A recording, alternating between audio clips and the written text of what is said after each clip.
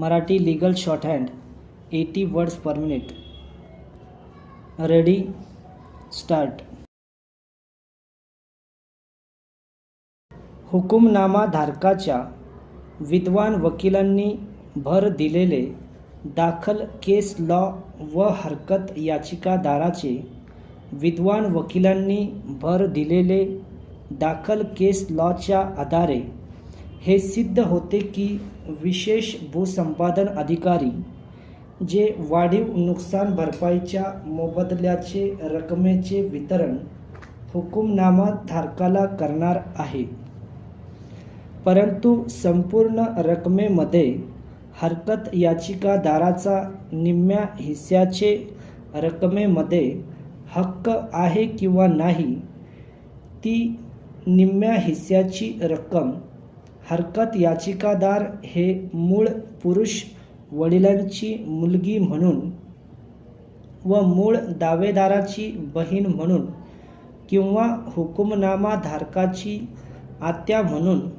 या दर्जाने ही रक्कम मिळण्यास पात्र आहे किंवा नाही हे निश्चित व निर्णयित झाल्यानंतर ठरणार आहे.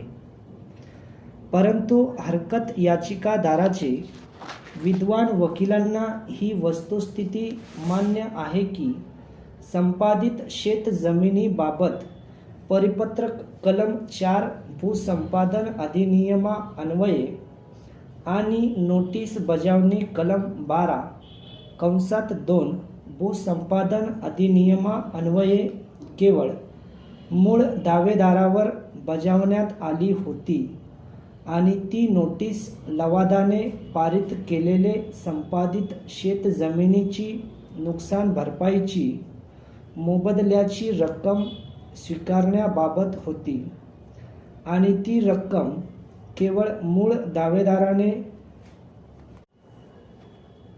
निषेध अंतर्गत स्वीकारलेली असल्याने आणि मालकी हक्क दस्तऐवज पुरावा 7/12 उतार्याला केवळ सुद्धा मूळ पुरुषाच्या नावे नोंद असल्याने ज्यामध्ये हरकत याचिकादार बहिणीचा कुठेही समावेश नाही आणि त्यामुळे असा निष्कर्ष काढण्यास काहीच हरकत नाही की आदेश 21 नियम 97 दिवाणी प्रक्रिया संहिताच्या तरतुदी अन्वये हरकत याचिकादार ही हरकत याचिकादार म्हणून संपादित शेतजमिनीबाबत वाढीव नुकसान भरपाईची संपूर्ण रक्कम हुकुमनामा धारकाला वितरण करण्याबाबत हरकत घेतली असल्याने हे स्पष्ट होते की प्रस्तुतच्या हुकुमनाम्याची अंमलबजावणी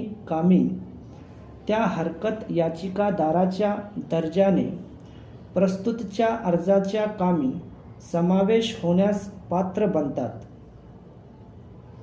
परिच्छेद. हरकत याचिकादारची कथा अशी आहे की त्यांचा दावाच असा आहे की मूळ दावेदाराने स्वतःच्या नावे 7/12च्या उताराला नोंद करून हरकत याचिकादार बहिणीच्या परस्पर संपादित शेतजमिनीबाबत नुकसान भरपाईचा मोबदला मंजूर करून घेतला आहे. हरकत याचिकादार बहिणीने विभाजनाचा दावा गंगापूर न्यायालयामध्ये दाखल केला आहे. ही वस्तुस्थिती असताना मूळ दावेदाराचे वारस हुकुमनामा धारक हे एकटेच संपूर्ण वाढीव नुकसान भरपाईची रक्कम प्राप्त करण्याचे प्रयत्न करीत आहे आणि सबळ कारणांच्या आधारे हे सिद्ध होते की प्रस्तुतच्या अर्जाचे निकाल लागेपर्यंत हुकुमनामा धारक हे केवळ विशेष भूसंपादन अधिकाऱ्याने मंजूर केलेली संपूर्ण वाढीव नुकसान भरपाईची मोबदल्याच्या रकमेमधील निम्मा हिस्सा मिळण्यास पात्र बनतात आणि उर्वरित निम्मा हिस्साचे रकमेचे वितरणाबाबत वादित निकाल होत नाही तोपर्यंत निम्म्या हिस्साची रक्कम हुकुमनामा धारकास प्राप्त करू शकत नाही. सबब माझे उत्तर मुद्दा क्रमांक 1 ला अंशतः होकारार्थी आहे. परिच्छेद मुद्दा क्रमांक 2 करिता. परिच्छेद मुद्दा क्रमांक 1 चे अंशतः होकारार्थी निष्कर्ष विचारात घेता हे स्पष्ट होते की हुकुमनामा धारकाचे विद्वान वकिलाने दप्तरी सदरी सिद्ध केले आहे की मूळ दावेदारावर कलम 4 भूसंपादन अधिनियमाचे परिपत्र व कलम 12(2) ची नोटीस भूसंपादन अधिनियमा अन्वये मूळ दावेदारावर बजाविण्यात आली आहे आणि त्यामध्ये हरकत याचिकादार ही पक्षकार नव्हती.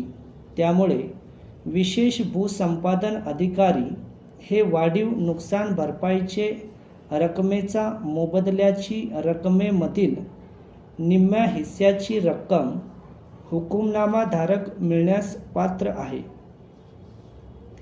हरकत याचिकादाराचे विद्वान वकिलांनी दप्तरी सिद्ध केले आहे की हरकत याचिकादाराने गंगापूर न्यायालयामध्ये विभाजनाचा दावा दाखल केला असल्याने आणि संपादित शेतजमिनीमध्ये हरकत याचिकादाराचा हिस्सा वारसदार म्हणून आहे की नाही हा वाद निकाल होईपर्यंत वाढीव नुकसान भरपाईची मोबदल्याच्या रकमेमध्ये उर्वरित निम्मा हिस्सा प्राप्त होण्यास हुकुमनामाधारक पात्र होत नाही हे सिद्ध केले आहे आणि म्हणून असा निष्कर्ष काढण्यास काहीच हरकत नाही की प्रस्तुतचा हरकत अर्ज अंतिम निकाल लागेपर्यंत हुकुमनामाधारक हे वाढीव नुकसान भरपाईच्या मोबदल्याचे रकमेमधील निम्म्या रकमेचा हिस्सा विशेष भूसंपादन अधिकाऱ्याकडून वितरण करून मिळण्यास अपात्र आहे व निम्मा हिस्साची रक्कम प्राप्त होण्यास पात्र आहे. मी या निष्कर्षास पोहोचली आहे की प्रस्तुतचा अर्ज अंशतः मंजूर होण्यास पात्र आहे. मुद्दा क्रमांक 2 च्या उत्तरास मी खालीलप्रमाणे आदेश पारित करीत आहे. आदेश. अर्ज अंशतः मंजूर. 2.